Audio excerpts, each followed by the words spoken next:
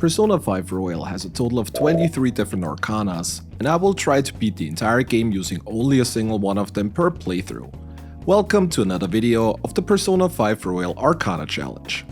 It's been a couple of months since the last Arcana Challenge where we beat the game with Yusuke and the Emperor, so it's time to go for another solo Arcana again. And like always, I let you guys decide in the comments which Arcana you want to see next, and this time the voting went to the Star Arcana of our Shogi Queen Hifumi. And before we look into our options for the Star Challenge, let's quickly recap the rules again. We are only allowed to use Star Personas during battle, fusion, electric chair, Gallows, or even during a holdup when it comes to persona or item negotiation, with the exception being treasure demons to rank personas of an Arcana up or down. We are only allowed to use Joker since there are no party members of the Star, and we're only allowed to rank up the Star Confidant and obviously all Arcanas that unlock and or progress automatically. Maruki as always is the exception here, since we need to max his Confidant to unlock the Royal exclusive content later. Until we get access to the first persona of the Star, only Arsene may be used. And of course, we have the classic run rules like having the difficulty on hard, banning DLC personas, as well as no New Game Plus. Just like every other time, I am also taking suggestions for the next Arcana, which will probably be another solo Joker one, so let me know in the comments which one you want to see coming up next time. As always, I am writing this as I go through the run, which officially starts once we get to spend our time freely after getting through the Belphegor battle. With all that being said, let's get going. We start the game, select our difficulty, and get to name our protagonist. I wanted to go for something shogi related, but since I have literally zero knowledge about the game or its rules, I went with something that I am at least somewhat familiar with in chess, so Joker will go by Magnus Carlsen this time around. I wonder if I will ever acquire the skill to actually go for a good name for the protagonist. Anyways, while we got the opening cutscenes running in the background, let's take a quick look into the Star Personas and what kind of options we're going to get in this run, because they're actually rather limited. We have a total of 9 Star Personas, but after taking a closer look, almost half of them are advanced fusions, which are not allowed in this challenge, since they need different Arcanas as fusion ingredients, so this already reduces our total options to a whopping 5 Personas. People in the comments regularly ask me why I ban those, and Lucifer especially is a prime example of that. Not only does it need 3 different Arcanas, of which none are star related, it also needs 2 ultimate personas from other Arcanas with Metatron and Satan, meaning that in this case we would need to max other Arcanas as well, and if we bend the rules that far, we might as well ditch them. I do understand the argument of wanting to see all potential personas, but I feel like certain Arcanas would gain a big advantage just by having to max other confidence, so this is one of the reasons why we keep it as we do. Also, this restriction makes the challenge even harder, and let's be real, this is the main reason why most of you guys are here anyways. But enough of the chit chat, let's get back into action. As soon as we can spend our time freely, we head into the clinic to stock up on healing items. So far, we ran out of Recover 100 in every single Arcana challenge, so to make sure we got enough this time, we buy a total of 41, which is hopefully enough to get us through. Once that is done, we head back into Kamoshida's castle, since there is not a lot of other stuff that we can do at the moment. And with the first Star Persona unlocking on level 11, we are looking at another castle infiltration with just Arsene. Now, I'm not going to go into detail on that because we already had a couple of Arcana challenges that went Arsene Only early on, so I'll just give you guys a quick summary. If this is your first time watching or you forgot the majority of strategies used, feel free to check out early Arcana runs, as I will go more into detail on the majority of strats there. First of all, we level Joker all the way to level 7 with early game encounters, as well as with Barif, since it gives the most experience of any enemies in Kamoshida's castle. Once we get there, we head into the first mini-boss fight against Archangel. From previous challenges, we already know that we are pretty safe in this battle, as long as we just keep on using Cleave. Archangel will usually target all other party members first, and until he gets to Joker, he's already down again.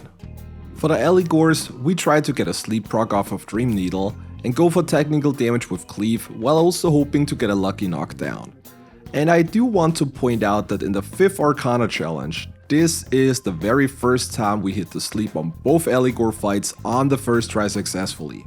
In previous runs, we usually failed to proc sleep in at least one of the two fights and game over, but this time around, we got lucky and got through both fights without getting wiped a single time. On the way to Kamoshida, we will also pick up an angel for fusion later. The rules state that we are allowed to fuse the first demon of an Arcana if we cannot get it via negotiation, and since Kodama is not available as random encounter until after Kamoshida confesses and we unlock the second section of Mementos, we are allowed to fuse it. Angel and Arsene just so happen to fuse into Kodama, so this is everything we need here. We also head into the fight against the Willseed Gatekeeper Slime, aka Minimara. Just like with the two Allegory encounters earlier, we use Dream Needle and hope to put the enemy to sleep in order to deal technical damage and also get a knockdown with some luck. And because the Allegory encounters went so well, Slime went absolutely horrible and we get wiped after the enemy assault dives Joker into oblivion. On attempt number 2, we got a bit luckier with the sleep, proccing it 4 times in a row, and the enemy is down soon after with the entire party still up. We are not going to need the Crystal of Lust immediately, but a diorama with an additional tag buff later on is incredibly useful and saved our butts in some of the previous challenges, so we definitely want to pick that up.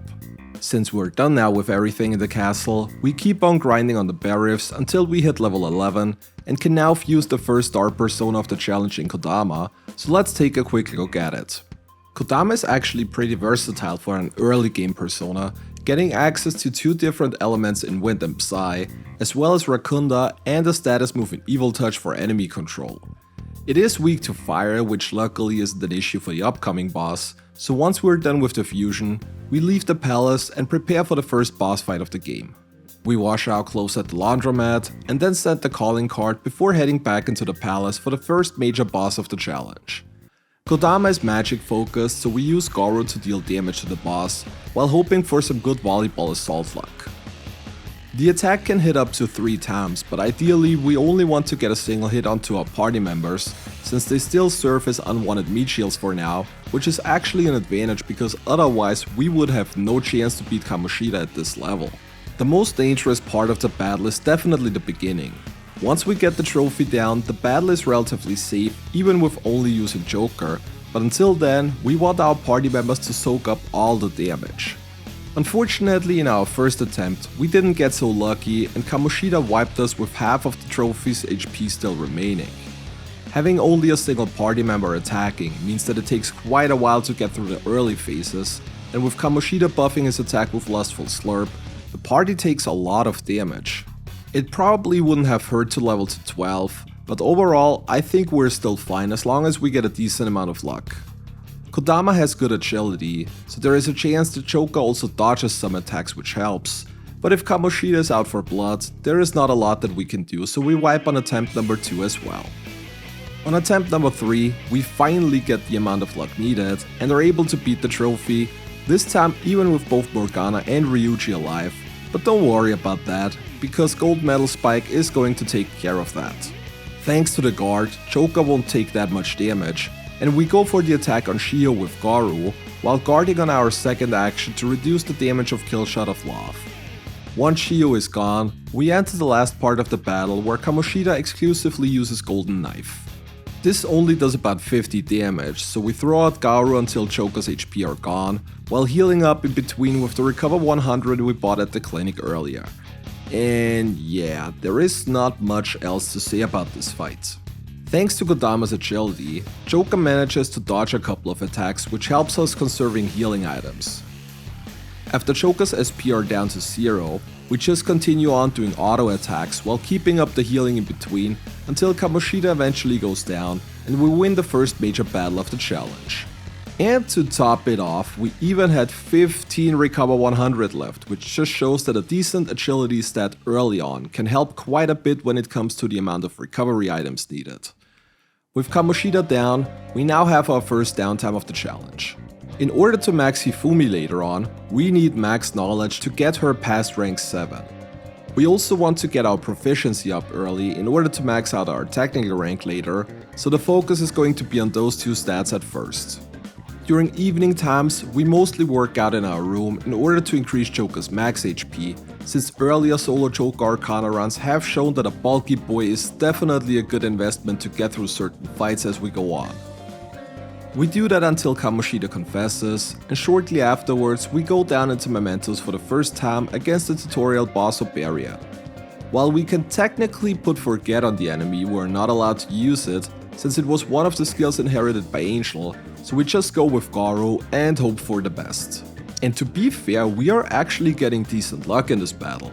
Okumura keeps attacking Joker with Sledgehammer, but the good agility of Kodama is once again helpful in order to dodge the majority of attacks. We almost had the enemy down until Sledgehammer not only connected, but also put Dizzy on Joker, and yeah, with the follow-up technical hit there is no way we can take it, and we get wiped here. On our second attempt, I remembered that Okumura is weak to electricity attacks, so we throw a stun gun to get a weakness hit as well as a knockdown, and then follow up with Garo to deal way more damage per turn overall. This strategy worked pretty well, and the mini-boss is down soon after, so we return to the real world and get ready for the upcoming palace infiltration Madarame's museum. We button mash Morgana because the challenge is invalid otherwise, and just a bit later, we head into Major Dungeon number 2. Thanks to the newly acquired ailment gun, we can now start shocking enemies in order to regularly hit technical hits.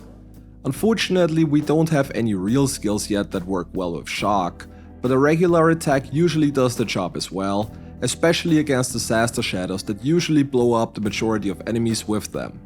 Thanks to the Atom Ring, we also get access to the first treasure demon of the challenge, but it's still a while until we can actually use it, since we won't unlock the next star persona until we get to level 23. Once we reach the barrier, we grind a couple of more encounters until Joker gets to level 15 and Kodama to level 13 in order to learn Evil Touch, and then we leave the palace, get on to distract Yusuke, and then head into the fight against Nue. Nue is weak to fire, so we throw a Molotov cocktail for a knockdown and a one more, and then follow up with Garo. The Skullcracker luckily doesn't confuse Ryuji, the second one misses Joker, and then we're already done again. Yusuke and An wind up in the palace, Yusuke awakens to his persona, and we have to battle Ippon Datara and a bunch of Kappa Tengus next. While we do not have an ice attack to hit the Kappa Tengu's weakness, we can throw freeze sprays at everybody to get a one more, and then attack with Psy, which unfortunately is barely not enough to wipe one of them on the first turn. We want to get rid of the Kappa Tengus first, since they can cast Taunt to rage a character, which is definitely something we want to avoid. Once all of them are gone, we start focusing on the boss itself with Psy. Sledgehammer hits really hard, but luckily we still have a couple of beats and healing items from before, and thanks to Kodama's agility, there is a good enough chance that Joker occasionally also dodges an attack. With that, we keep on throwing out Psys until the enemy is down, and we manage to complete the battle on the very first try, which I think might be the first time overall in solo challenges. Yusuke now joins the party lineup, so we can finally remove the rest of the party members and get into the true solo portion of the challenge. And because I already know that we're not going to get through the Madarame battle with just Kodama, we might as well start the grind to level 23 now already. While this may take a while, it will also make dungeon progression much smoother, so we will just go for it immediately. And here is where Kodama actually becomes quite useful. We just learned Evil Touch earlier, which puts fear on the enemy, and Psy just so happens to hit technical damage off of the fear status. Unlike other status elements, it also doesn't immediately disappear after an attack, so we can spam Psy and hit as many technical hits as needed to get the enemy down. Shikiuchi by far gives the best experience in this palace, and with Fear and Psy, we have a rather consistent way to get it down, even in a solo setup. And because I don't want to bother you for all too long with a boring grind, let's skip ahead to the point where Joker gets to level 23, and we can fuse the second star persona in this challenge, Fuki, so let's take a look at it. Fuki absorbs wind, which will be extremely useful in the Madarame battle, and also against Wakaba later on. Not only that, we also get access to both tier 2 wind spells, as well as the wind boost passive, and even a Wind Amp skill card when itemizing Fuki during a fusion or alarm later on. And it looks like we're set up pretty well at least for one element already.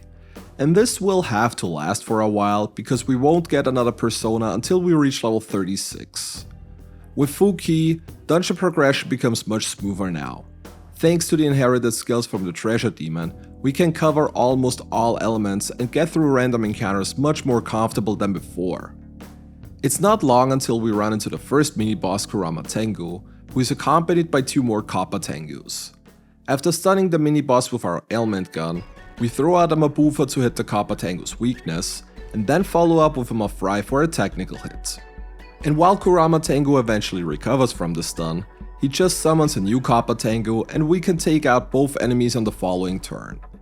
The second mini-boss fight is against 3 Makami, who are weak against electricity, something we unfortunately can't cover since we cannot inherit electricity skills onto Fuki. Because of this, we throw out a Mabufu and hope for some lucky freezes to decrease the incoming damage per turn. This works out rather well, and we're done just a couple of turns later. And with that, we are pretty much through with the mandatory encounters, though there is still one little battle that we want to get through, namely the Willseed Gatekeeper Arahabaki. Arahabaki is probably one of the hardest early mini-bosses in the game, but the accessory could be useful, so we definitely want to take it down. As for the strategy, I initially tried to get a lucky freeze with Mabufu on, and then hit technical hits off of it, but Mabufu wasn't really giving me a lot of luck here. Unfortunately, Arahabaki is also immune to fear, so we quickly game over on our first attempt. After not getting any more luck with freezes on attempt number 2, I realized that with Garula and Wind Boost, we actually have a pretty strong damaging attack already, so we throw a Molotov cocktail at the boss to burn it, and then follow up with technical damage from Garula. While the boss can still attack Joker in this state, the amount of damage we do is really strong, so if we just get lucky for a couple of turns, we should be able to take it down without further issues. And this is pretty much what happened, though we did get rather lucky by dodging the flash bomb first, and then not get afflicted with the ailment by Brainjack. One more burn and a turn of technical damage later, the enemy is down and we're able to retrieve the last Willseed and the accessory in the process. With that, we are pretty much done for now, so we leave the palace and prepare for the upcoming boss fights. We head straight into the hideout, though not to send the calling card, but to head back into Mementos again, in order to bring the Crystal of Lust to Josei to unlock its full potential. The diorama on it is already pretty useful, but the extra attack buff from the Tarokasha makes this one of the most useful accessories in a setup like this. And while we are already here, we also complete all the requests we have gotten in the meantime. This is not going to make much of a difference, but if we can get an additional level, it might make the Madarame fight a tiny bit easier. Once we're done, we leave Mementos, wash the armor we got from the Shikiuji battles at the laundromat, and then send the calling card before heading into big boss fight number 2.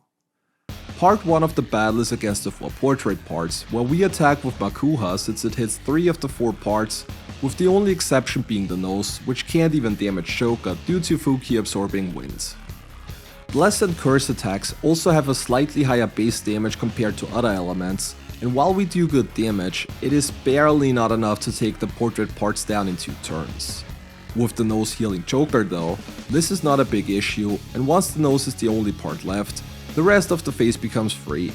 Just try to keep the revived portrait parts down while slowly chipping away at the nose. When the nose is about to go down, we throw out an additional Champions Cup to make sure we enter phase 2 with an attack buff, and then go for the kill. In phase 2, Madarame summons his doppelgangers again, but since this is a solo Joker run, we can't really take advantage of any baton passes anyways. We throw out a Garula against the Windweak fake, and then follow it up with another Makua. The plan is to take out the fakes several times since Madarame will eventually spawn new ones that are permanently asleep. With Makua, we can also damage Madarame himself while trying to take care of the doppelgangers. Eventually, we get to the part where we have 2 sleeping fakes on the field, with the other remaining one being wind, which we absorb, so this means that the enemies literally can't hurt us any longer. Since all we're going to do is attack Madarame now, I wanted to put the battle on auto, completely forgetting that Madarame is not a guaranteed target, and we accidentally wipe one of the sleeping fakes first. And of course, the newly summoned one is an electricity one that we are weak to, so we take it out again with Garula while hitting the boss on the one more. Madarame then spawned yet another electricity fake, And at this point I decided to just ignore it since the other two enemies are going to heal us anyways, so we solely focus on Madarame and try to not run into the max turn limit and get wiped by Migdolao. With only regular attacks, this takes a while, but we're still on a good pace, and after a bit of pummeling on the enemy, we're able to take Madarame out and complete the second palace of the game. Madarame can be the first bigger roadblock of the challenge, but thanks to Fuki absorbing wind, we luckily didn't have a lot of problems and can now continue the game with quite some downtime coming up. Just like before, we mostly focus on our social stats, namely either knowledge by studying during evening hours, and proficiency by going to the batting cages or working at the beef bowl shop. If Maruki is available during the day, we also hang out with him since we're going to need a couple of more dates to get him up due to not being allowed to carry a Councillor Arcana with us. We also work out occasionally during evening hours in order to get Choka's max HP up since the upcoming palace becomes quite a bit easier with a higher HP pool. And that is practically everything we do until Madarame confesses his crimes. We unlock Kijioji where we sell off the clothes that we don't need, and with that we also get access to the temple to increase our max SP. This is not going to be a priority for now since we still want to get our social stats up first, but once that is done we will start the max SP grind if there isn't anything else useful to do during daytime. With the darts and billiard place unlocked, we can also start working on our technical rank. We don't have max proficiency yet, which is needed for the final upgrade, but there is still some time until we get to palace number 3, so I am confident that we should be done by then. And while we manage to max out our proficiency just before we get to the next palace, we still have to go through Makoto's awakening sequence without max technical rank, but I'm pretty sure that this is not going to make that big of a difference. Against the Onis, we try to work with technical hits by either trying to shock them using our stun gun, or by using Mabufu and hoping for a lucky freeze. Both enemy groups go down without bigger issues, and once Makoto awakens to a persona, we have to battle 2 more Oni and a Suiki. Suiki is weak to nuke attacks, so we throw at him a fry and then try to shock the Oni with our stun gun on the 1 more. The Onis are quickly taken care of, and Suiki is also down a couple of nuke attacks later. Before heading back into the palace, we quickly get our last technical rank upgrade and then get ready for the next dungeon section. Here is also a quick reminder that we are allowed to carry a second party member in our lineup until we get access to the newest treasure demon from the palace. Choka by himself cannot initiate a hold-up, so while we allow a secondary party member until we encounter the first treasure demon, they're obviously not allowed to do anything but guard. For mini-boss battles, we obviously switch her out, as in this case against the Aura boss that we quickly take care of with a double Mabufu. And while the majority of random encounters go pretty smooth for the most part, we still have to pay a lot of attention, especially when we get to the downstairs portion of the palace. Leon and Side and Yaxini love to inflict rage or brainwash on Joker, and in a solo setup, this can quickly become fatal. We have game overed here several times in previous Arcana runs, so I want to be extra careful here since this is also a longer segment until we get to the next save room. And while we barely manage to get away from this encounter, we run into a double Orthrus encounter, and even though this is usually not one of the more dangerous ones, they can still wipe you if you underestimate the incoming damage, especially if Joker is also inflicted with burn. And since this was right before the next save room, we have to do the entire segment again. On our second attempt against the very same formation, I wanted to take it a little safer until we get crit by Cornet Fang and we wipe again, and it was at this point that I rage quit for the day. This is the perfect example of how solo Joker challenges can run into incredibly dangerous situations which don't even seem to be that bad on first glance. Sometimes luck is just not on your side and there is nothing you can do about it. It just sucks that it happened on the same encounter twice in a row with the next save room right in front of us. On the third attempt, I just decided to avoid the encounter before getting bad luck for a third time, and while we almost got wiped on the very next encounter due to rage, we finally made it into the save room and now go up against the key trio next. We successfully stun both Suiki and Fuki, and then throw a Fire Magatama to burn Kinki. With the burn, we can hit technical damage with Garula, and then follow up with a double Mafrai to get even more technical damage onto all enemies. I think this might be the first time ever that Kinki went down before the other two, but once the main target is eliminated, we don't have any issues clearing up what is left on the following turn. Fuki also learns Wind Boost right after the battle, and it was at this moment that I realized that I never itemized it for the skill card earlier to teach it before it learns it via level up. Seemingly it didn't seem to matter all too much, and with Fusion Alarm being unlocked soon, we can also get access to Wind Amp skill card to boost our damage even further. Before that, we still have a few mini bosses coming up, starting with Confidant.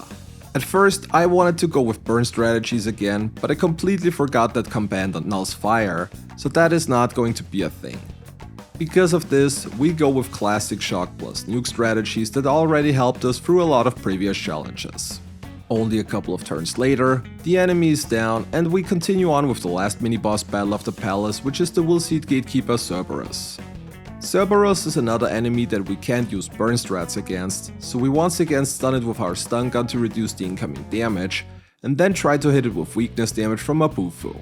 An unlucky Vira Blast critical hit wiped us on the first attempt, but attempt number 2 went smoother and we were able to take the enemy out after a couple of turns. The Willseed accessory from here is not really useful in a solo setting, but for completion's sakes I still wanted to grab it regardless. And yeah, that is pretty much all there is to this palace. Before leaving, we head into the Velvet Room to unlock the aforementioned Fusion Alarm feature, which we will immediately use to get ourselves a Wind Amp skill card. We are still a couple of levels off before we can fuse the next star persona, but Fuki has done a great job so far and will probably continue to do so. While we don't have a lot of elemental variety in our stock at the moment, we do have access to both a boost and amp passive, which is huge at this point and will help boost our damage tremendously. Before leaving, we grind on a couple of more Takemi Nikatas with burn and wind technical strats until Choka hits level 30, and then we leave the palace to prepare for the upcoming boss fight. Just like with Madarame earlier though, we head back into Mementos first before sending the calling card.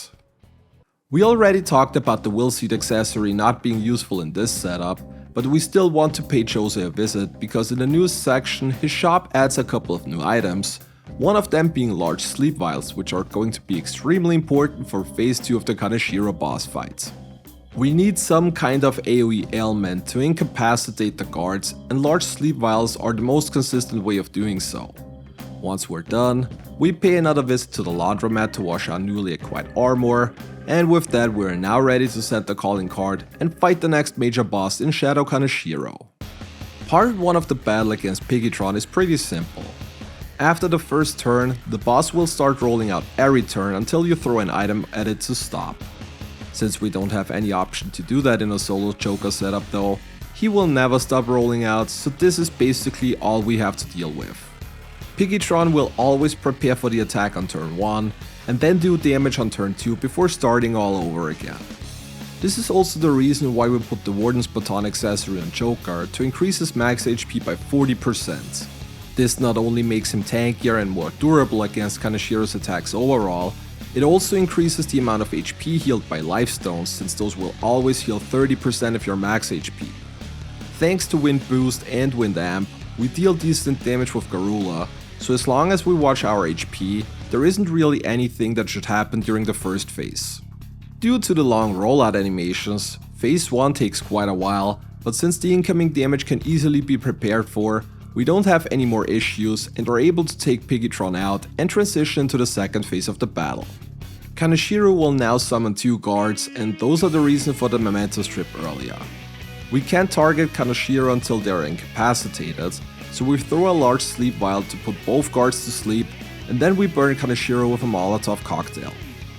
After renewing the sleep on the guards, literally a single turn of technical damage is already enough to get Kaneshiro to use Make It Rain, have the guards run away, and one more hit is all we need to finish off the battle and complete Palace number 3.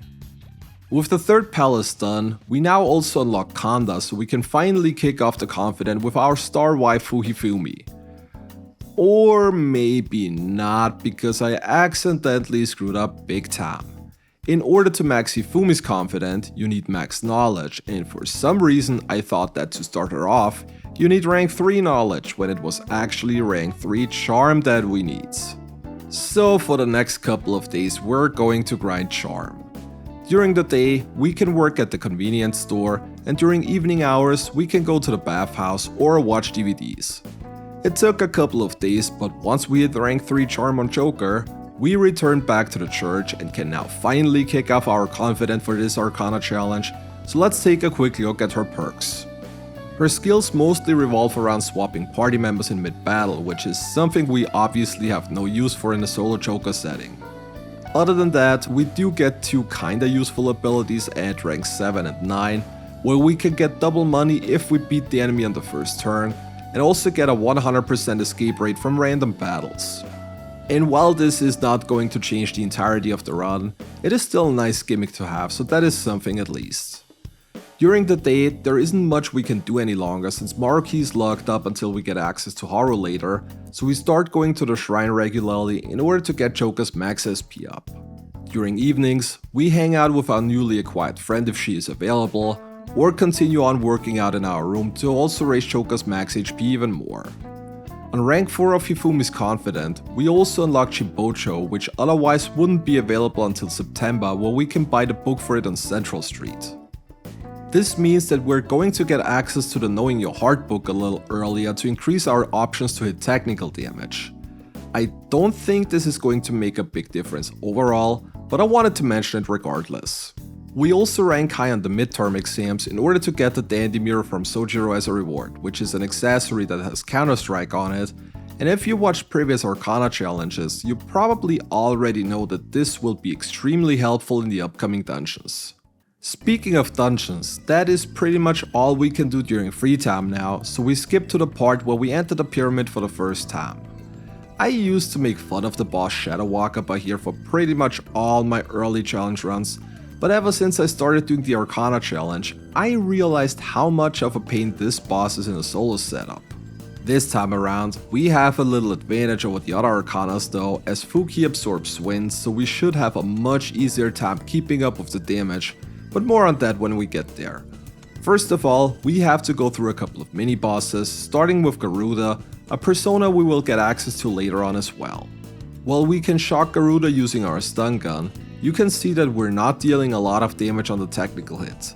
This is something I only briefly touched until now. Even though we have very good damage with both passive wind buffs, the overall variety we get in terms of skills is very low. If we can't use the classic burn and wind technical hit combination, we do have quite a problem when it comes to putting out proper damage since we're basically dependent on whatever skills we can carry over from the treasure demons. In this case, this is luckily not that big of an issue yet, and we can take Garuda out a couple of turns later. Mod is not that big of a problem either. After shocking it with a stun gun, we can throw out Garuda since Mod is weak to wind. The potential additional summons by the mini-boss are not an issue either, since this is another weakness that we can target, and we're done with the battle not too long after. Same thing goes for the second mod fight, which comes with 2 ads from the get-go. Again, we can just target the weaknesses, although we do get moused this time by the boss due to an unlucky miss on the Naga. With this status on, there is basically nothing that we can do, and we wipe on the following turn. On the second attempt, we get some better luck when it comes to targeting, and we can take out the mini-boss just like in the first battle a couple of turns later. With that, the only enemy left is the Woolseed Gatekeeper Alilat. Alilat is weak to fire and can also be burned, so we shouldn't have many problems taking it out. Unfortunately, we are pretty much out of fire consumables, so we need to be very careful to make it through the fight. Triple Down barely does any damage due to Fuki resisting gun attacks, and because we get the lucky 2-turn burn, we can take the enemy out on the following turn. And since we hit level 36 right after this battle, it is time to return to the Velvet Room, because we can now fuse the next star persona of the run in Kaiwan. Unfortunately, Kaiwan is not that big of an upgrade. Nulling guns and Psy is nice, and getting access to another element with Psyodyne is certainly not too shabby either, but overall this is basically all that Kaiwan has to offer.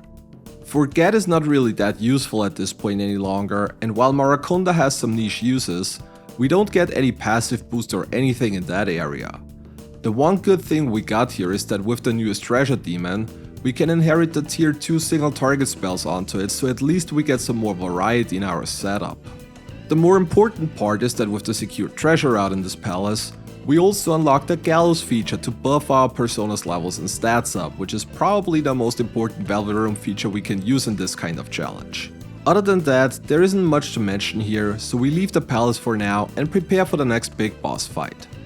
We once again wash our newly acquired armor at the laundromat, equip the dandy mirror for the counter-strike, and then send the calling card before going back into the palace. The strategy for the boss fight against Wakaba is actually extremely simple. Hope for some good repel luck. That's pretty much all there is to it. One advantage we have this time around is that Wing Blast as a wing attack not only heals Joker, but due to us not taking any damage, we don't have to fear for the Dizzy proc either, which already makes this quite a bit safer than in other Arcana runs. Again, we heal up the taking damage with Life Stones and throw out a Garula if we can get a turn in where we don't necessarily need to heal. The attack doesn't do a lot of damage, but every bit we can chip in helps, as we only have 100 actions before Wakaba will mercy kill us with Make It Alone. Unfortunately, I calculated the incoming damage a little bit wrong, which got us wiped on the first attempt. On the second attempt, I played it a bit safer, though I noticed that we're not getting that many counter-strikes as I would like. A single counter-strike does between 750 and 800 damage, which is huge compared to the 150 we deal with Garula, so we have to hope for as many procs as somewhat possible. We also get quite a lot of Wing Blast during this one, which is nice on one hand because it makes healing up easier. On the other hand, it's bad because we cannot repel a wind attack, and in a battle where you have to rely on reflecting damage back, this is obviously an issue. And while we got really close on our second attempt, unfortunately it was barely not enough and we get Make It Alone out of our boots eventually. But as they always say, third time's the charm, right? On our third attempt, we get a decent amount of counter-strikes and advance through the battle quite a bit faster. At least it feels like it. During the later phases, we also switch from Garula to Magarula in order to squeeze out a tiny bit more damage thanks to the Mighty Gaze trait. And even though it did get rather close again, this time around we're able to deal the final blow on Wakaba before the turn limit expires, and with a nice gunshot to the face, we end the battle and complete the next palace. With the boss down, we have quite a bit of downtime again until the story continues. Thanks to Hifumi's Confidant, we unlocked Shibocha earlier, so we can now buy all the books and grab the Knowing Your Heart book eventually to expand our technical triggers. Other than that, it's pretty much the same as before. During the day we usually pray at the temple, and during evening times we either work out in our room or hang out with Hifumi if she's available. Once we get her to rank 7, we also get her request, so we head into Mementos soon after to clear everything that has accumulated since our last visit. While we can clear almost everything in our request list, there is a slight problem with Hifumi's request. The battle with her mother takes place in the next sector of Mementos, which we haven't unlocked yet, so unfortunately we're not going to be able to continue her Confidant until after Futaba recovers. And since there is nothing else worth mentioning during free time, we skip over to this specific part, and once we unlock the new section of Mementos, we head back in there to complete Hifumi's request. Lilim hits surprisingly hard and uses all kinds of elemental attacks, and thanks to an unlucky freeze, we quickly game over here on our first attempt. She's also immune against most status ailments, but luckily she's weak to blast attacks, so with Kuga we can deal some good damage. Since she has a fixed pattern in terms of what her upcoming attack is gonna be, we can use this to our advantage to switch to Fuki to absorb damage when her wind turn is coming up. Other than that, we continue hitting her with weakness attacks, while healing up with Champion's Cup if necessary. Thanks to her AI pattern, we can manage the incoming damage well, and a few turns later, she's down and we can now continue advancing Hifumi's Confidant. Before we get a chance to do that though, the party goes on a trip to Hawaii first, where we also hang out with our soon-to-be waifu. After we get back from the school trip, we're basically ready for the next palace, where we have to battle Haru's fiancé first. The fiancé is weak to Psy, while both robots are weak to both fire and wind, so once we knock everybody down, we can deal big damage with our boosted Magarula. Once the fiancé is the only enemy left standing, A couple of Psyodines are enough, and we are already done again. After doing the 24-hour Platinum challenge a bit ago, I was also tempted to do the out of bounds skip here in order to skip the chief battles, but in the Arcana challenge we do everything that is mandatory, so we're up against those next. Before we head into those battles though, we fuse ourselves a new Kaiwan during Fusion Alarm and try to get Aiga to mutate into Ma-Aiga. This is going to be very important for the big boss fight later, as we absolutely need a way to hit AoE damage on the enemies, and with our very limited elemental coverage, this is pretty much the only way to do so. I briefly talked about this in previous runs of the challenge already. Usually I try to avoid skill mutations and accidents overall, as it can greatly influence the outcome depending on what kind of luck you get. In this specific scenario though, there oftentimes is literally no other way to get past the Okumura boss fight later on, so we allow this one and then continue on with the robot chiefs. The chief battles overall are not very hard, as we can all hit them with the weakness while easily taking out the companions thanks to their wind weakness. All the fights usually don't take longer than 2 turns, and once they are down, we can continue on.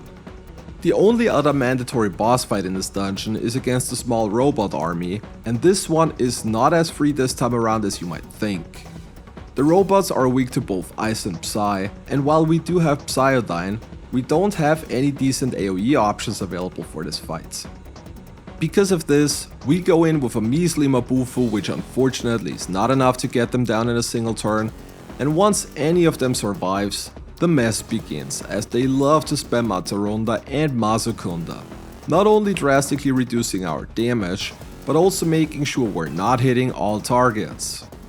The enemies themselves don't really deal a lot of damage, but with debuffs on, the battle becomes much more annoying than it should be, going so far that I even need to heal up with a beat in between.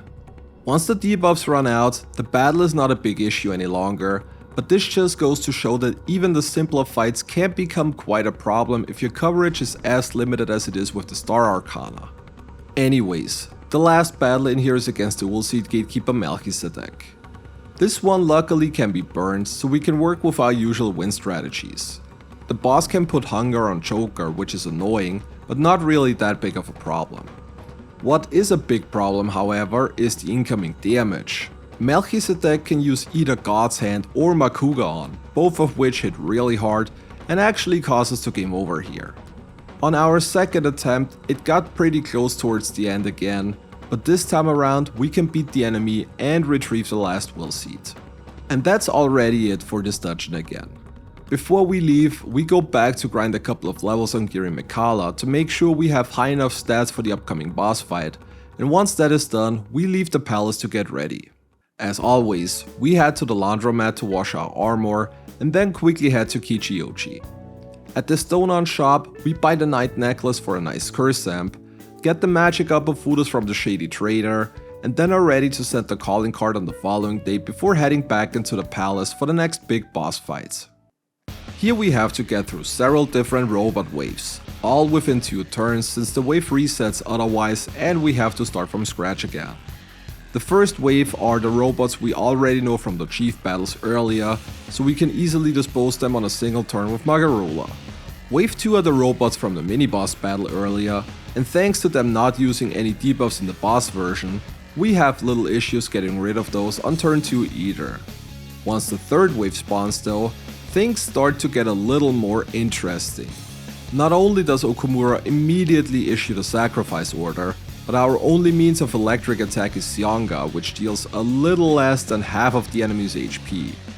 To add to this, we also get an unlucky shock, and yeah, that was just bad luck, nothing we could have done there. We make it back to wave 3 on the very next attempt, so let's go into more detail on this one here now. Like just mentioned, Sionga does a little less than half of the enemy's HP, which is already a bad sign. The even bigger problem though is that Okumura will always buff one enemy's defense during those 2 turns that we have, and with the defense buff, our damage isn't any close to being enough to wipe all the enemies out, causing them to respawn. The robots are weak to both electricity and nuke, neither that we can cover properly, so it looks like we hit a brick wall here on only the third wave of the boss battle. Even if we enter the wave with an attack buff, we are not strong enough to take them down, and due to us having no AoE options in our skill arsenal, we also can't use any of the magic up Ofudas for a concentrated attack. The combination of attack buff and defense debuff could theoretically work, but setting all those up takes a while, and with one enemy getting a defense buff anyways, I am still not sure if this would even be enough to put the enemies down before they run away and respawn. I tried all kinds of different things on this wave for about 30 minutes, but nothing was working. Then I noticed that Okumura for some reason doesn't seem to always put a defense buff up when he is issuing a sacrifice order. If he uses sacrifice order on the turn where they spawn and Okumura doesn't buff anybody, one of the robots will immediately blow up, but then we only got 3 robots on turn 2, with none of them having a defense buff, so this could work out after all. Because of this, we make sure to enter the phase with high HP, then use Sionga on the 3 robots that won't blow up, before following up with a Maraconda to decrease everybody's defense. If we are able to survive the turn, we can throw out another round of Sionga on turn 2, and then follow up with Maiga, which, even though it is resisted, deals a decent amount of damage thanks to the Curse Step accessory, and actually is enough to wipe all of them, causing wave 4 to spawn. Unfortunately, Okumura immediately issues another sacrifice order, and after debating on whether I risk the possible one-turn kill or play it safe, I decided to go for the latter and heal to full with a beat. In theory, we should be able to barely survive the incoming damage, but of course this game is still a troll at its core, so the very last robot gets a critical hit in, gets to attack again, and we get wiped. And I hate to say it, but this was the only time we made it to wave 4 in this setup. The only way we can get through wave 3 is by having an attack buff and a defense debuff, but having both up at the same time while also managing your HP to prevent Joker from getting wiped is not very likely to happen. Either we have to heal, or Okumura himself is trolling pretty badly by either inflicting Joker with the hunger status, or by just using the Kasha to wipe all of our buffs. I did this fight for almost a full hour, but never made it back into wave 4 again, so at this point I decided that it was probably not worth it to grind out the luck even longer. Because of this, we reload an earlier save and go back to grind on some more gear in Makalas, in order to not only get Joker's level up a little higher, but also in order to get some more magic stats onto Kaiwan to make sure we can make it through wave 3 consistently. We do this until we hit level 50, with Kaiwan having a magic stat of 52, and then go back at the boss. And because we already wasted more than enough time here, let's immediately skip into wave 3. You can tell that the increased level and stats definitely make quite a difference, as we are already able to get down quite a bit lower on the first turn compared to our previous attempts. Again we knock all enemies down, and then throw a Maraconda to debuff everybody's defense. While the second turn Sionga is not quite enough, thanks to the increased level and stats, the follow-up Maiga and its Curse Step is just enough to get all of them down, including the buffed one, so we can finally transition into wave 4 again. After healing up, wave 4 luckily is free. All we need to do is throw a big buffed Magarulas, and we can take the enemies out in a single turn. Wave 4 are the big boys, and the wave I was actually preparing for earlier. The plan here is to throw a magic up Ofuda to get concentrate onto Joker, then buff his attack, and once the new wave spawns, we throw out a big boosted Maiga for huge damage. And while this is not enough to one-shot all enemies, we can easily take out the buffed one on turn 2, and with that transition to the last robot phase against the biggest boy. From past challenges, we note that the enemy can both be stunned and frozen, but I wasn't sure if burn also works, which would be ideal since we can hit technical damage with our wind attacks. Unfortunately, this doesn't seem to be the case, so we need to go at it the old-fashioned way. The boss hits hard, but his regular attacks are manageable, and Big Bang Challenge always has a setup turn before, so we can just easily guard through the super attack and continue on until the last robot is down as well. Robot Haru is free, as all we need to do is guard her explosion, and a single hit to Okumura is enough to take him out, and finally complete the next major boss fight of this challenge. And this entire mess perfectly shows off what I meant earlier when I was talking about lack in skill diversity. Our win skills are extremely strong thanks to the early passive boost and M skills we got, but everything that resists or annuls wind gives us major troubles, especially if it is limited to some kind of gimmick like Okumura where we only got 2 turns to beat the entire wave. Luckily we got through the boss fight though, so we can now continue on with the challenge. During our free time, we mostly continue to go to the temple during the days, or hang out with Maruki to continue his Confidant, and then hang out with Hifumi during evenings if she's available. And for the first time in the Persona 5 Arcana challenge, we are finally getting a waifu, as we will obviously romance Hifumi. One of the parts I'm most looking for during those Arcana challenges will be seeing all romance options, as there are still quite a few characters I have never romanced in any playthroughs yet, so this will be a nice little extra. We also start buying stuff at Tanaka's black market shop in order to get access to the Salvation Crown later on. This will cost almost 1,000,000 yen, but it's our only way to get access to a full healing spell with the Star Arcana in the vanilla portion of the game.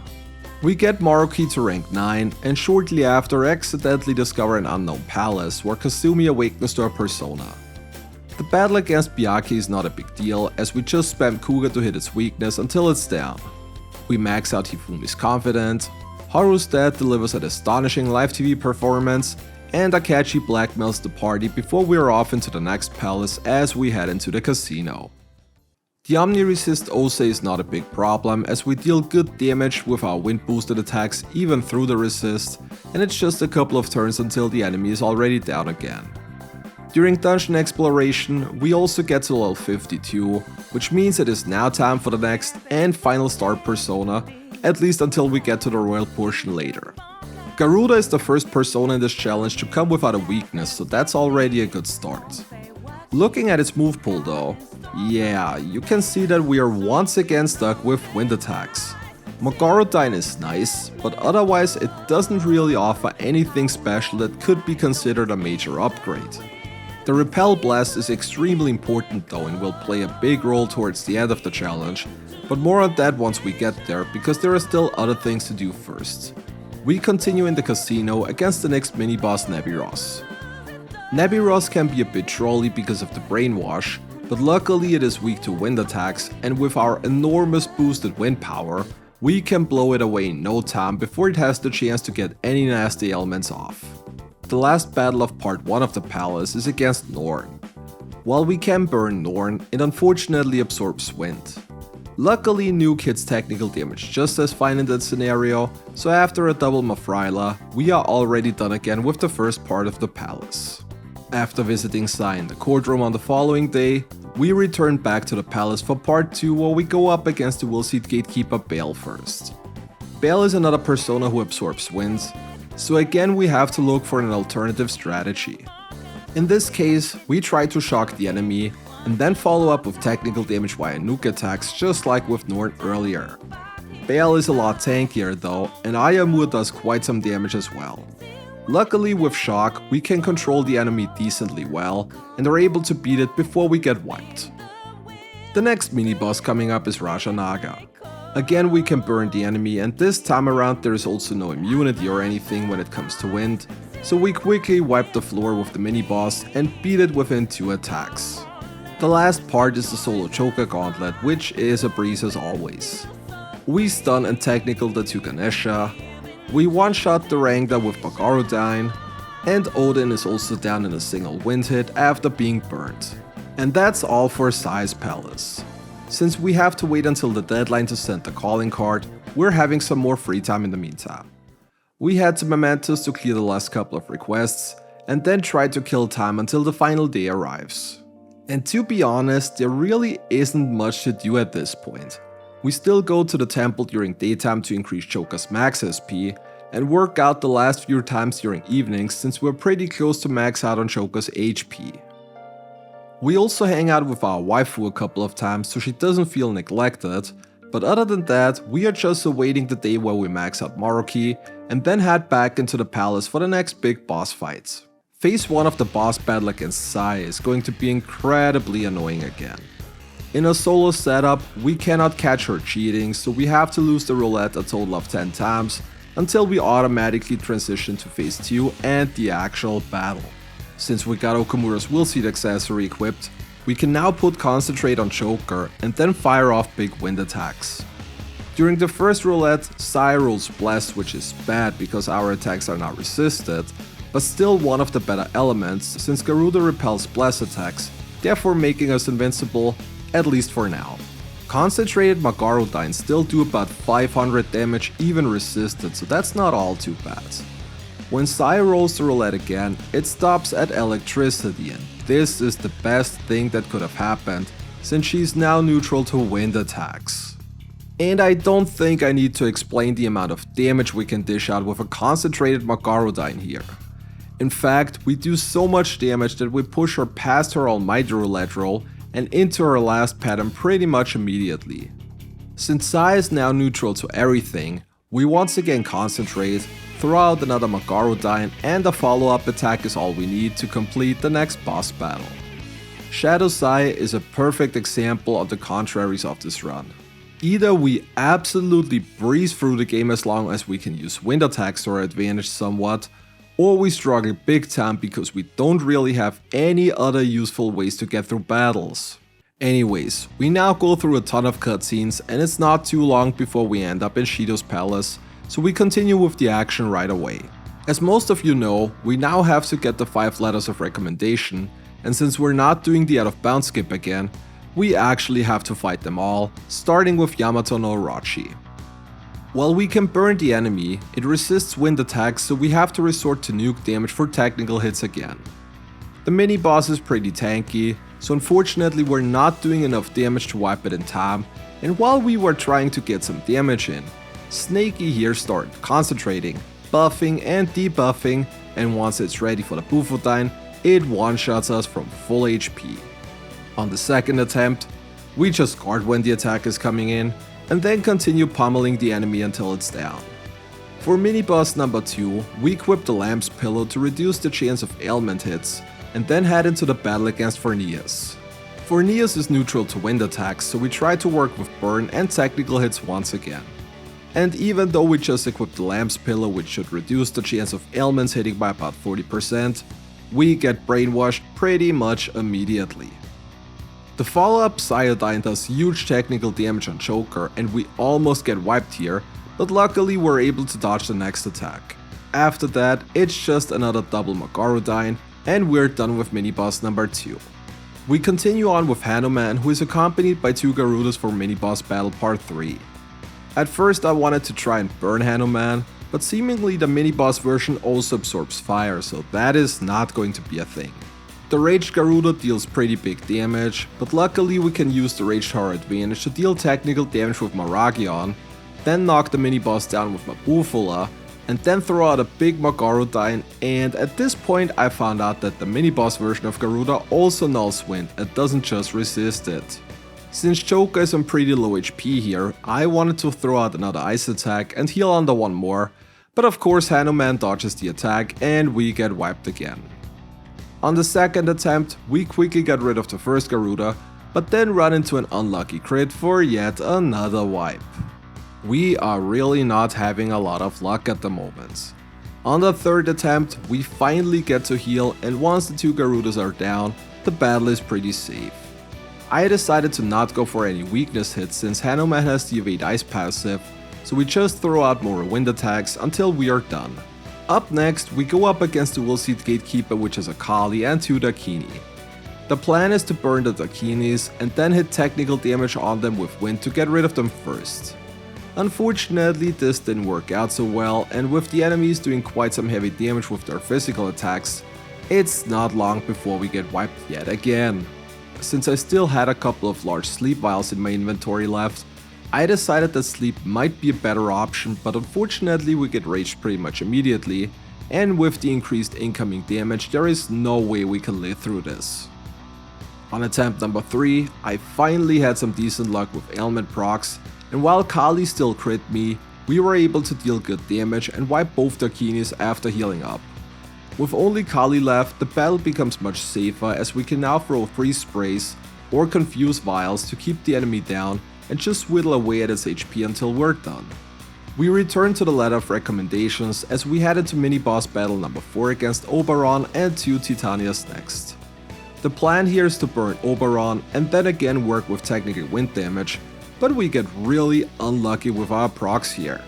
After 2 Marakions didn't burn a single enemy, I switched over to our shotgun, which also didn't do anything. Oberon likes to spam Hammer on, but with Garuda's Repel Blast we don't have to worry about that at least. On the 4th hit, we finally get the element to stick, and now it's just a game of annihilating the enemies and we're done soon after. The final letter of recommendation is against Ongyoki, and this is definitely the trickiest battle of them. Ongyoki uses either physical or curse attacks, none of which we null or resist in any ways. And while it is neutral to all elements, it is also immune to all ailments, so no technical shenanigans this time around. Luckily we already bought the Salvation Crown earlier, so healing up to full is not a problem, but this battle is still rather slow since we're not doing that much damage because of the enemy's buffs. We only get to attack every 3rd turn since we're occupied with healing up otherwise, and while this battle takes forever, it is still rather safe and eventually the enemy goes down and we receive our last letter. But of course there is still the fight against Akechi coming up, so let's head right into that. Phase 1 is against his 2 desperate personas, and thanks to a lucky counter-strike, we're done with both enemies rather quickly. Akechi part 1 is also relatively easy. Thanks to Repel Blast, we throw the Kugon back at him, and his other attacks can easily be tanked, so it's just a matter of time before he goes down, and we transition into the Loki Akechi battle, which is usually the much harder one in a solo setup. At first he will focus on physical attacks and also put up Tetrakarns. This is not an issue for our damage as we can just throw out Magarudines, but his physical attacks actually hurt quite a bit, and because we're unlucky, Negative Pile not only crits us, but also puts Despair on Joker, and that is basically RIP. Despaired characters cannot act in battle and automatically wipe after 3 turns. That is, if the enemy doesn't do it before that, so this battle is already over. In order to keep the incoming damage manageable, we also throw Ultimate of Fudas to decrease all of Akechi's stats. Once we get him into his magical phase, the real battle starts though. Akechi will now always put up a Makara card and cast both fire and curse attacks. And while he cannot crit us in this phase, we have no proper means to attack him either. Negating the Makara card is not going to work as he will just immediately put up another one, so we have to work with Mind Slice, which is literally the only physical skill we get in the entire challenge, and needless to say, its damage is underwhelming to say the least. Eventually, I decided that a regular physical attack is probably the better way to go overall, as it only does slightly less damage, but doesn't consume any HP in order to use it. Just like with Ongyoki before, we have to heal up regularly and can only attack every other turn, so this phase takes forever, but is relatively safe in general. Once we push Akechi into the last phase, we can finally start attacking normally again. He can still use Makara Karn, but he now mixes both his physical and magical phases, so the chance of him doing so is much lower. Levantine hits very hard, but with Akechi always carrying a Joker on the turn before, we can easily set up a guard to tank it. Akechi gets another unlucky Desparian, but this time luckily Detox triggers, and we continue doing damage until Akechi finally goes down for good. With that, we are now done with the palace and can leave to prepare for the big boss battle against Shido later. We're not going to send the calling card immediately though, as we're going to wait until the beginning of December, while we can hang out with the Twin Wardens at the Underground Mall. As a reward, we get a Heat Riser skill card for it, and this might be one of the most important skills in any kind of solo setting. With Heat Riser in hands, we can now send the calling card and then head back into the palace and right into the next boss fight. For the Shido fight, the game automatically puts 4 party members in your lineup, which is something we unfortunately can't prevent, but with them only having the starting gear equipped, it's not going to be long until they go down anyways. Now onto the actual Shido battle. The first fight is split in 3 phases, where phase 1 is the physical phase. Shido will repel all physical attacks here, but this is not a problem for us as we work with wind magic anyways. The boss will also try to put rage onto the characters, but luckily this doesn't happen, and a few attacks later he already transitions into phase 2. This is the trickier one, as he will now resist all elemental damage. Since our physical damage straight up sucks though, we still continue using Magarodine as it only does 30 less damage compared to Mind Slice. Luckily Shido's damage in this phase is not that high either. Royal Wing Beam is the only slightly dangerous attack as it can also inflict dizzy, but other than that, it's not really an issue as long as we keep our Heat Riser buffs up. After what feels like an eternity, we have done enough damage for Shido to transition into his last pyramid phase where he's now neutral against everything. He will use Cannon Fire twice before charging up for the big pyramid blasts. During charging up, he will take increased damage, but we definitely want to make sure to guard the big attack to not get into any bigger trouble. Overall, this phase is not a big problem for the most part, and we continue on buffing, healing and dealing damage until Shido is down and we head right into the next fight against him. In this one, Shido will always open up with Heat Riser, but luckily we got a good stock of Baptismal Waters to negate those. Shido will attack with both physical and magical attacks, though luckily we can repel both Bakugan as well as Tyrant's Purge due to our Repel Bless. The boss will also continuously use Heat Risers, so we have to negate those every couple of turns, while keeping our buffs and heals at the same time. Overall though, this phase is not so bad, and once he's down, he will go into Super Saiyan Shido mode, where he will now attack twice each turn. Just like before, we have to continue negating his buffs, while keeping our wands up at all times. Shido now also gets access to charge and will use that regularly in combination with Heat Wave. This is where we hope for a lucky counter strike, since that usually does good damage to him, but in this battle we're not getting very lucky as it seems. We also have to watch his HP and not push him into the next phase too early, since we want to make sure to be healed up once we get there. Tyrant's Fist hits super hard because of a charge right before, Tyrant's Purge is luckily still not an issue thanks to Repel Bless, and Tyrant's Wave leaves Joker up at a measly 90 HP. Shido will now continue to spam this combination, and while he does take a turn to recharge, we usually need those to heal or buff up again. When he goes for his next sequence, it looks like we might wipe, but we get a lucky dodge on Tyrant's Wave, and one more Magarodine is enough to push him into the last phase. Ironically, this is the much easier phase as Shido will regularly use Tyrant's Judgment, which we once again repel, making it much easier to keep buffs and heals up. It's just a couple of more Magarodines, and eventually Shido finally goes down for good, and we complete the next palace. With that, we got some downtime again before the story continues, though there is not much left to do. During the day, we go to the temple a couple of more times to max Shoka's SP, and during evenings, we usually go to bed early to get through the free time faster. Once Christmas Eve hits, the party decides to erase Mementos, so down we go. Thanks to the stamps collected in the meantime, we activate the Mementos glitch to carry over the XP bonus into Deep Mementos, and then continue to go at it. As always, there aren't really any typical mini-boss fights down here, so we just skip forward to the point where the Holy Grail merges Mementos with the real world, and we have to go through the Archangels now, starting with Uriel. Uriel will open the battle by summoning 2 angels, and I wanted to see if we're strong enough to take them out in one turn. When they get low on HP, they will use Recarmdra to fully heal the other members in battle, and since we're nowhere near strong enough, that's exactly what happens.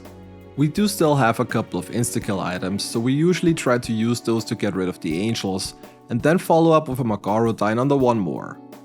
Luckily, Uriel doesn't have a lot of HP, so it's not all too long until he's down, and we can continue on. Up next is Raphael, and my god is this guy annoying. He will always use charge and Heat Riser before throwing out a sword stance.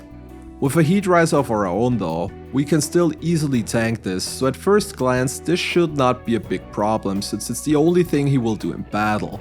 Well, when Raphael gets low on HP, he will also use an additional Dekasha to negate all of our buffs, and suddenly the sword stance is not so easily tankable anymore. We can still survive it, but if Raphael gets a crit, it's basically over, so we need to beat him before that happens. Unfortunately, without buffs, we don't do a lot of damage either, and of course the crit eventually happens, and we wipe. There is nothing we can do here, we just have to hope we can get through Raphael before he crits Joker, or we get a lucky counter-strike to reflect his damage back at him. And while we got no counter-strikes, we made it without a crit on attempt number 2, and are eventually able to put Raphael down. We continue on with Archangel number 3 Gabriel, who unlike Raphael is magical focused. Gabriel will alternate between using Divine Judgment twice on one turn, and Mabufodine and Maziodine on the other one. Since we repel Bless, we don't need to worry about the Divine Judgment part, and the magic attacks with Heat Rise Up don't really deal a lot of damage either. Since Gabriel doesn't use any buffs or debuffs, we deal decent damage, and it's not all too long until we win this battle as well, and continue on to the last Archangel battle. The last one is against Michael, who just like Uriel before summons 2 angels to the field. This time around, I decided to just ignore the ads though, as they will get resummoned anyways, and only buff Michael without ever attacking Joker. Michael himself has a set pattern as well, where he will use Charge and Sword Stance, then Divine Judgment and another magical spell, and then Debilitate and Make It Allow on, followed by 2 regular physical attacks. Because of the onslaught of incoming damage, we're having a hard time getting damage onto the boss since we're mostly occupied with rebuffing or healing up. There is also the chance to counter-strike the physical attacks, but for some reason we really don't seem to have good luck with those so far. We usually only get a single hit in per attacking cycle, so while the battle for the most part is still relatively safe with our setup, it takes forever to get his HP down. We're also in danger that if any of the physical attacks crit, we might get wiped again just like in the battle with Raphael before. Luckily though, this didn't happen, and after almost 20 minutes we finally get rid of Michael. Afterwards, we just clean up the remaining angels, and with that the path to the Holy Grail is set. Thanks to the XP boost, we have gotten quite some levels as Joker is already at level 83 at this point. During all of this, we were also pumping levels and stats into our Kaiwan, since it is going to be our main persona for the Yaldabaoth fight in just a few, but before we get there, we have to get through the Holy Grail first. The Grail fight for the most part luckily is rather simple. With Heat Riser up, the most damage Joker takes is about 350, so we're at no point in danger of getting wiped. The Grail also healed once after a couple of attacks again. We had this in every solo Joker challenge so far. At this point, I think the one heal might be scripted, and then the Grail just stops healing if you're going in without any party members to cut the cables. Either way, we continue doing damage while healing up and rebuffing when necessary, and after a while the Grail is down and we transition into the Yaldabaoth battle. At first, the battle is still rather tame, as the boss will only use Arrow of Light, which doesn't do a lot of damage. Because of this, we stack a couple of Heat Rises for the prolonged duration, and then start going for damage. Once Yaldabaoth has lost 1500 HP, the first part will be summoned, and this might already be the most important one. The gun part is very tricky in this kind of setup. With its regular attacks all being gun damage, we null all of them thanks to Kaiwan. Unfortunately, the gun also repels wind, which is our main means of damage, and with Kaiwan being neutral to wind, this means that we will take reflected damage every time we attack. Now you could still make an argument that we just use single target attacks during this phase, but once the other parts will get summoned, this won't be a thing as we need to regularly take them down to prevent accumulating amounts of incoming damage. So basically all damage that we prevent from gun attacks, we get in return by having our attack thrown back at us. Once the bell comes into play, things get even more dangerous as Distorted Vanity is a copy of Madarame's paint attack, which makes Joker weak to everything, including the gun attacks we would nullify otherwise. Luckily, we also have the passive high counter that can trigger occasionally and bounce damage back at the gun, so we have a chance to beat it that way. One thing I haven't even talked about is Yaldabaoth's Dekasha, which can happen randomly and wipe our buffs, and if that happens on the same turn where we are weak to everything, well, needless to say, we don't stand a chance against the amount of incoming damage any longer. For attempt number 2, I wanted to see if we can maybe delay the bell spawn a little until the gun is almost gone. This way, we could not only prevent the weakness hits, but also freely attack with Magarodine without having to face any reflected damage. Once the gun is down, things become a little easier for a couple of turns. We just need to deal enough damage to have the sword spawn in order to have a different distorted attack, since the Omni weakness one is probably one of the worst in a setup like this. This worked out perfectly fine as the gun respawns just a turn before we deal the last bits of damage, and then the sword gets spawned. Another good thing is that the parts only revive with half HP, so getting them down again becomes easier after the first time as well. Still, the biggest issue may be the fact that we can't properly attack with AoE damage without getting hit in return. This becomes an even bigger issue the more adds are on the field, since every additional attack gets us closer to being wiped.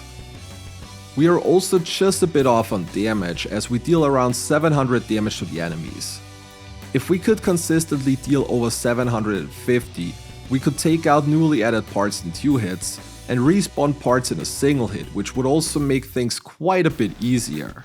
Once all parts are out, the most important thing is to keep them down constantly. We don't want all of them on the field at the same time, since there is no way we can take all their damage for too long. Distorted Avarice is the second gun special attack, and another very nasty one as it is almighty, and results in the gun consistently doing 50% of Joker's current HP as damage as well. The hunger that comes with it luckily is no problem, as we can just clear it with salvation anyways. Because of this, we have our endure triggered shortly afterwards, and the next time we got raged, we can't take the now increased incoming damage any longer and get wiped. For a moment, I thought about immediately retrying this battle, but I figured that we should make a little change to our setup. We head into the Velvet Room where we inherit Makugan onto Kaiwan. Bless and Curse spells have a slightly higher base damage compared to other elemental spells, so even without any boosts or amps, I hope that we can deal decent damage with it. We would only need Makugan to get rid of the gun, and once it is down, we can continue on with Magarodine just like before. We have also grinded a bit more and gotten a couple of fusion accidents to get Kaiwan's stats up a little more in general. With those changes, we go through the Holy Grail encounter one more time and then head into the rematch against the Elder Both. Just like in the previous encounter, we start off with a couple of heat rises and then go to work with Magarodine. As soon as the gun spawns, we switch to Makugan, and while this does quite a bit less damage, we can at least hit both parts without having to worry about any reflected damage either. We can easily get rid of the gun before the bell spawns, and this already makes the entire battle much more manageable. We will use Makugan going forward when the gun is out, and Magarodine if not. Thanks to the increased stats, Magarodine also seems to regularly hit over 750 damage, which means that we can now take out the adds much easier compared to before. It's not a guarantee since it can be arranged, but it seems we're generally on the more favorable side when it comes to damage rolls. But yeah, with the help of Bakugan we can control the battle much better compared to before. Thanks to us getting more attacks in and not having to heal as often due to the reflected damage, we can get rid of enemy parts faster and run less risk of having all of them up at the same time. This works out very well, and we get all the way into Yeldabuff's last phase where he will resummon all parts at full HP and prepare for the big attack. We try to weaken everything with Makugan and take the first raise of control fully to our face since we still haven't triggered the Endure yet, and I wanted to go for damage instead of guarding. To my surprise though, the big attack only did a little more than 800 damage. The most important thing now is to get rid of the parts quickly since we can't hold on for too long with everything up. Once Yeldabuff starts charging up again, we get rid of all parts in one turn and severely weaken the effects of Rays of Control, and with that I think we are pretty much safe. It's only a couple of more Magarodines until the big boss goes down and we successfully complete the vanilla portion of the game.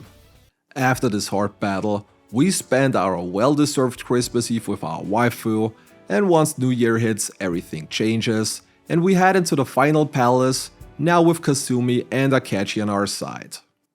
The fight against Hastur is annoying since it repels wind attacks, so we have to resort to Makugan again, which still does a surprisingly good amount of damage.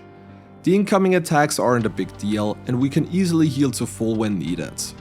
Once the scripted auto heal happens, we do the mandatory showtime attack, and then have to hang out with our bodies for a couple of days until we return back to the palace, where we now have to face off against Sumire. As in every run, the battle with her is a joke, and once we're done, we go up against Sandriel next. With Byakuya nulling Wind, we switch over to Mafryla to get weakness hits and one Morse in, but we do have trouble getting damage onto Sandria, as Maruki will respawn the ads, which are quickly absorbed by her to heal her HP. We already learned in past Arcana runs that the respawns will eventually stop, so we just have to go through all the Byakuya until that happens, and once the boss is by herself, we basically won. Sandria will use Bakugan regularly, which will reflect thanks to Repel Blast on Garuda, so we just throw out a couple of Mogarodines until we're done. We return to the palace a couple of days later for part 1 of the palace, and since we now have unlocked the royal personas, we can fuse our last persona of the Star Arcana in Hastur that we just beat before. Hastur has nice elemental affinities, but not necessarily those that we're looking for. Vacuum Wave is a good upgrade to Mogarodine in terms of damage, and that is pretty much all there is to it honestly. Abyssal Eye is a nice special attack, but inferior to Vacuum Wave since we have no way to increase its damage via passive abilities. With the last fusion for this challenge done, we continue on in the palace where we go up against Chimera and Dionysus first, but I wouldn't even call this a mini boss fight as we can easily beat them in a single turn thanks to Chimera's wind weakness. The last mini boss fight of part 1 is the battle against the Unspeakables. We know that we can burn the Magician, so we will focus on that first and try to hit technical damage with our wind abilities. Once the first enemy is down, we can focus on the second one by shocking it, and then hit technical damage with Mafryla until it's down as well. Rather unspectacular. With that, part 1 of the palace is already finished, and we need to go down Mementos next to clear the barricade. Since we have no party members for a third awakening, we decide to head down into Mementos as soon as we unlock the next few requests. There isn't much to talk about in the last Mementos section, as all we need to do is get to the top floor. Since our level is quite high, we skip pretty much everything on the way, and once we deactivate the barrier, we can return back to the palace for part 2. The first boss fight here is against Zerd, and this might be one of the harder ones. Zerd absorbs fire, so burn is out of the question. It also nulls electricity and resists nuke, so we are very limited in how we can damage the enemy. Since Zerd is neutral to wind however, we try to put it to sleep with a sleep vial, and then hit technical damage with our big wind attacks. Unfortunately, the hit rate of those is not necessarily the best, and they miss more often than not, so after a while I figured it was probably easier to throw freeze sprays to get a freeze on the enemy, and then hit technical damage with a physical attack. Zerd's attacks hit hard, so we need to watch out here, even more so because it likes to use taunt, and getting raged in a solo setup is usually a recipe for disaster. And that's exactly what happened on our first attempt. First we get raged, then Zerd hits a technical with Blazing Hell, and there we go. That was just bad luck, nothing we could have done about this. On the second attempt, we got a little lucky with ailments and also started to combo both freeze and other ailments to keep Zerd from attacking. This worked well, and after a long cycle of freeze plus physical, we can get it down and continue on. With that, we head towards the last mini-boss of the game with Siegfried. Siegfried can be burned and is also neutral to wind attacks, so to the surprise of nobody, that's exactly our strategy for this fight. While Siegfried's attacks hit really hard, we hit harder, and a couple of turns later we are done, and the path to the final boss is set. And since there is literally nothing left to do during our free time, we might as well skip to the final day when we head back into the palace to face off against Maruki. We will exclusively use Garuda for this battle, but more on that in a bit. We have inherited Vacuum Wave from Hastur, as well as Bakugan, as we need a secondary element to get through the fight. As most of you may know by now, the key to get damage onto Azathoth is by getting rid of the tentacles first. With Wind and Bless covered, we should in theory be able to take all different variations of tentacles out, and as you can see, this works pretty well. Thanks to our high magic stat and both boost and amp, We deal big damage to Azathoth with Vacuum Wave once we get rid of the tentacles, and soon after transition into phase 2. And this is where the battle becomes even safer. Eternal Radiance is a blessed attack and as such gets reflected by Garuda, which is the main reason why we chose it as our main persona for this battle. Reflected attacks are not affected by the damage reduction from the tentacles, so we deal full damage back to Maruki every time he goes for the attack. But that alone might not be enough, so we still try to get the tentacles down and go for the intended strategy as well. We usually use Heat Riser first and then throw a cleaning spray to reduce everybody's defense. The buff and debuff combination is usually enough so we can one-shot each tentacle with a single weakness hit and then go for a full-blown Vacuum Wave on Maruki to end the turn. Maruki will eventually charge up for his big Tyrant Chaos attack, but with a guard the attack is easily mitigated and we can continue on until we win the battle and transition into the next phase. I know that we struggled with other Arcanas here in the past, but having a repel to half of his move pool is a huge help in this battle to make sure we get him down in time. In phase 3, we make use of the exception to the rule in that we're allowed to throw items with our other party members, since otherwise this would be almost impossible in a solo setting with Maruki's attacks dealing huge damage and quickly overwhelming Joker in a challenge like this. And once Maruki is down here as well, the challenge is basically over.